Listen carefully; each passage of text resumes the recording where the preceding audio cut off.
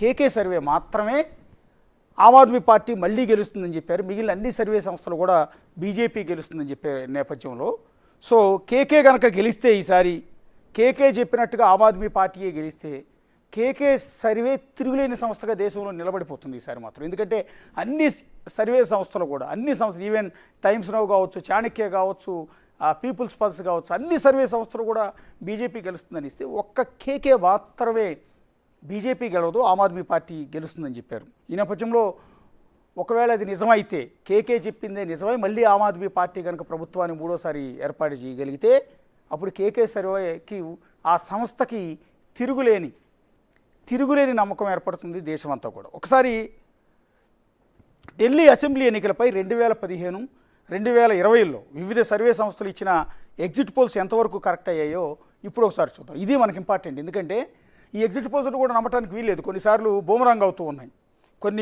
కొన్ని exit polls అయితే కంప్లీట్గా వాళ్ళు ఇచ్చింది ప్రేక్షణ అంతా కూడా తప్పు అవుతుంది. సో ఈ నేపథ్యంలో 2015, 2020లో వివిధ సర్వే సంస్థలు ఇచ్చిన ఎగ్జిట్ పోల్స్ ఎంతవరకు కరెక్ట్ అయ్యాయో ఒక్కసారి చెక్ చేద్దాం. 2015లో అసెంబ్లీ ఎన్నికల్లో ఆమ్ ఆద్మీ పార్టీ గెలుస్తుంది అని మేజర్ ఎగ్జిట్ పోల్ సంస్థలు చెప్పినప్పటికీ కూడా స్వీప్ చేస్తుందని ఊహించలేకపోయాయి. అప్పుడు ఆమ్ ఆద్మీ పార్టీకి 45 సీట్లు వస్తాయని, బీజేపీకి 24, కాంగ్రెస్కు 1 సీటు వస్తుందని అంచనాలు వెలువరించాయి. కానీ ఒక్క యాక్సిస్ మై ఇండియా మాత్రమే ఆమ్ ఆద్మీ పార్టీకి 53 స్థానాలు వస్తాయి అని అంచనా వేసింది. సీన్ కట్ చేస్తే 2015లో ఆమ్ ఆద్మీ పార్టీ ఏకంగా 67 సీట్లు గెలిచి బంపర్ విక్టరీ కొట్టింది. బీజేపీ 3 స్థానాలకు మాత్రమే పరిమితమైంది, కాంగ్రెస్ అయితే 0కి పరిమితమైంది. ఇక్కడ మనం గమనించాల్సింది ఏంటంటే ఎగ్జిట్ పోల్స్ అంటే ఈ సంస్థలు ఇచ్చిన ఎగ్జిట్ పోల్స్ అనేవి చాలాసార్లు 2015, 2020లో 2 సార్లు కూడా ఆమ్ ఆద్మీ గెలుస్తుందని సర్వే సంస్థలు ఇచ్చాయి. కానీ ఇంత రికార్డు స్థాయి సీట్లు వస్తాయి అనేది మాత్రం వాళ్ళు చెప్పలేకపోతూ ఉన్నారు. అందువల్లే అన్ని సంస్థలు కూడా ఆమ్ ఆద్మీ పార్టీకి 40 నుంచి 45 వస్తాయని 2015, 2020 ఎన్నికల్లో చెప్తే రికార్డు స్థాయిలో ఏకంగా 67 స్థానాలు వచ్చాయి. ఒక యాక్సిస్ మై ఇండియా మాత్రమే 53 సీట్లు వచ్చే అవకాశం ఉందని చెప్పింది. అది మాత్రం కొంత దగ్గరగా ఫిగర్కి వీళ్ళు గెలిచిన సీట్లకి దగ్గరగా చెప్పగలిగింది. ఇక 2020 ఢిల్లీ అసెంబ్లీ ఎన్నికలకు సంబంధించి ఎగ్జిట్ పోల్ అంచనాలు ఎలా ఉన్నాయంటే 2020 ఎగ్జిట్ పోల్స్కి సంబంధించి 8 సర్వే సంస్థల అంచనాలు చెప్తే అందులో ఆమ్ ఆద్మీ పార్టీకి 54, బీజేపీకి 15 వరకు వస్తాయని లెక్కేశారు. సీన్ కట్ చేస్తే ఆమ్ ఆద్మీ పార్టీ 62 స్థానాల్లో గెలిచి రికార్డు సృష్టించింది. అంటే ఎగ్జిట్ పోల్స్ ఇచ్చిన ఫిగర్ కట్టే కూడా ఇంకొక 10 సీట్లు ఎక్కువే వచ్చాయి ఆమ్ ఆద్మీ పార్టీకి. బీజేపీ 8 సీట్లకు మాత్రమే పరిమితమైంది. కాంగ్రెస్కు మళ్ళీ 0నే వచ్చింది. 2015లో 0 వచ్చింది, 2020లో కూడా 0 వచ్చింది.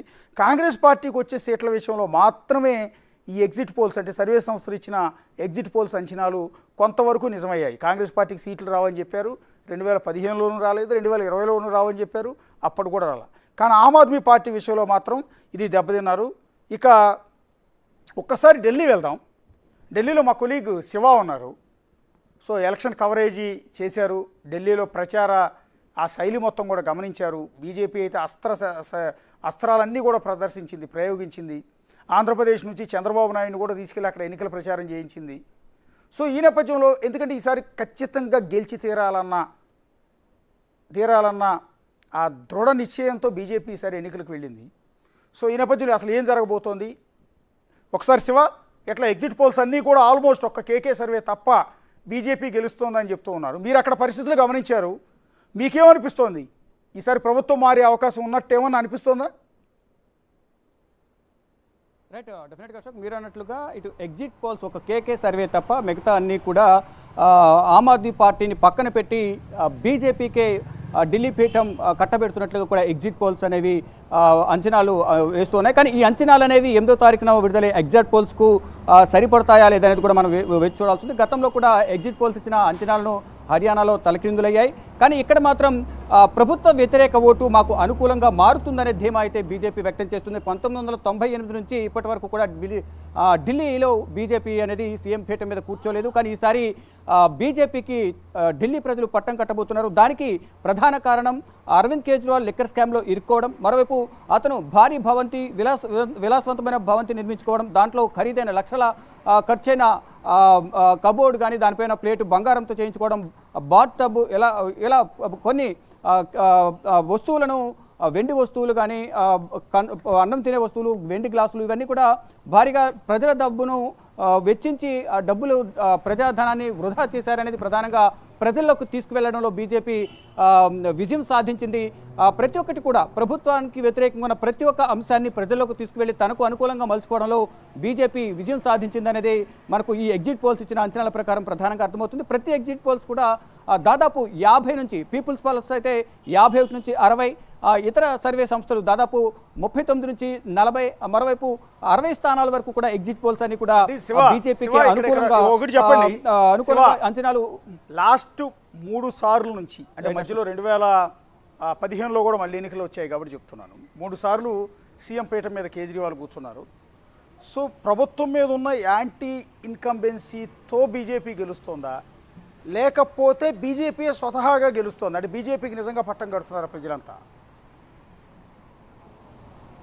ఇక్కడ 2 ఫ్యాక్టర్స్ అనేవి ఇక్కడ మనం ప్రధానంగా చూడాల్సి ఉంది అశోక్. ఒకటి యాంటీ ఇన్కంబెన్సీ, 10 సంవత్సరాలు ప్రభుత్వం అధికారంలో ఉంది. 10 సంవత్సరాల కాలంలో అనేక అవినీతి అక్రమాలకు పాల్పడింది. అంటే ఫ్రీ కరెంటు, ఫ్రీ వాటరు, సంక్షేమ పథకాలు ఇచ్చినప్పటికీ కొంత అవినీతి అనేది ఆమ్ ఆద్మీ పార్టీ, అరవింద్ కేజ్రీవాల్ కానీ ఆయన మంత్రులు పాల్పడ్డారు అవినీతికి అనేది ప్రధానంగా ప్రజల దృష్టిలోకి తీసుకువెళ్లడంలో బీజేపీ విస్తృతమైన ప్రచారం నిర్వహించింది. మరోవైపు ఈసారి ఒక్కసారి ప్రభుత్వాన్ని మార్దాం, పార్టీ మార్చి వేరే పార్టీకి అవకాశం ఇద్దామనేది కూడా ప్రజల్లో ఆలోచన వచ్చినట్లు కూడా తెలుస్తుంది. దానికి అనుగుణంగానే ఇటు బీజేపీ ఇటు కేంద్రంలో అధికారంలో ఉంది, రాష్ట్రంలో కూడా బీజేపీ అధికారంలో ఉంటే మరింత అభివృద్ధి చెందే అవకాశం ఉంటుంది అనే ఒక ఆలోచన కూడా ఢిల్లీ ప్రజలు చేసినట్లుగా తెలుస్తోంది. దానిలో భాగంగానే ఈ ఎగ్జిట్ పోల్స్ అని కూడా వారు నిర్వహించిన సర్వేలో కూడా ప్రతి ఒక్కటి కూడా అనేక అంశాలను పరిగణనకు తీసుకుని మౌలిక సదుపాయాలు కానీ, అభివృద్ధి పరంగా, సంక్షేమ పథకాల పరంగా కానీ, లేడీస్కి ఇచ్చే ఫ్రీ పథకాలకు సంబంధించి కానీ, గ్యాస్ సిలిండర్కి సంబంధించి కానీ, మరోవైపు వాటరు, అలాగే కరెంట్ బిల్లు, ఇవన్నీ కూడా ప్రతి ఒక్కటి కూడా బీజేపీ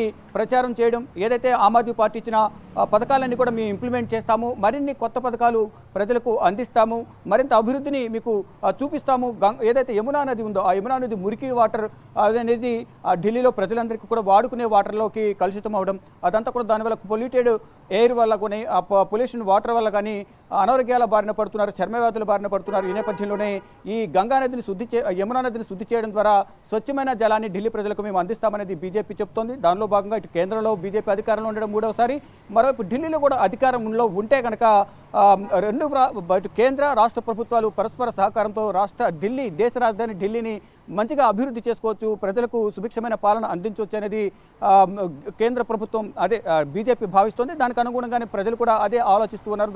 దానిలో భాగంగానే ఈ ఎగ్జిట్ పోల్స్ ఈ విధంగా అంచనాలు వేసి అందరి నుంచి కూడా శాంపిల్స్ సేకరించి వారి అభిప్రాయాల మేరకు, అంటే గ్రౌండ్ లెవెల్లో మొత్తం ఎందువల్ల మీరు బీజేపీకి ఓటు వేయాలనుకుంటున్నారు, ఎందుకు ఆమ్ ఆద్మీ పార్టీని వ్యతిరేకిస్తున్నారు అనే అంశాలను కూడా పరిగణనకు తీసుకుని ఈ ఎగ్జిట్ పోల్ సంస్థలను కూడా సర్వే నిర్వహించాయి. దానిలో భాగంగానే అన్ని కూడా బీజేపీకి అనుకూలంగా మద్దతు తెలిపాయి. మరోవైపు అన్ని అస్త్రాలను, ఇంతకుముందు మీరు అన్నట్లుగా అన్ని అస్త్రశస్త్రాలను సిద్ధం చేసుకుని బీజేపీ ఢిల్లీలో దేశ రాజధానిలో మోహరించారు. ఇటు యూపీ సీఎం యోగి ఆదిత్యనాథ్ కానీ, ఏపీ సీఎం చంద్రబాబు కానీ, ఇటు బీజేపీ పాలిత రాష్ట్రాల ముఖ్యమంత్రులు, ఇటు కేంద్ర మంత్రులు, బీజేపీ సీనియర్ నేతలు, ప్రధాని నరేంద్ర మోడీ, కేంద్ర హోంమంత్రి అమిత్ షా, జేపీ నడ్డా కానీ, ఇటు రాజ్నాథ్ సింగ్, ఇలా కేంద్ర మంత్రులందరూ కూడా వ్యూహాత్మకంగా వ్యవహరించి ఇటు సుడిగాలి పర్యటన చేశారు ఢిల్లీలో. దానిలో భాగంగా వీరందరి మిశ్రమ ఫలితంలో భాగంగానే ఇటు ఒకవైపు ప్రభుత్వ వ్యతిరేక ఓటు, మరోవైపు కేంద్ర ప్రభుత్వంలో బీజేపీ అధికారంలో ఉంది కాబట్టి. కొద్దిసేపు మీరు హోల్డ్లో ఉండండి, మీతో మళ్ళీ నేను లైన్లోకి వస్తాను. ఒకసారి బీజేపీ నేత రఘురాం గారు ప్రస్తుతం మనతో పాటు జాయిన్ అవుతూ ఉన్నారు. రఘురాం గారు నమస్తే. First of all exit polls అన్నీ చూసిన తర్వాత మీకు కంగ్రాట్స్ చెప్పాలనిపిస్తుంది.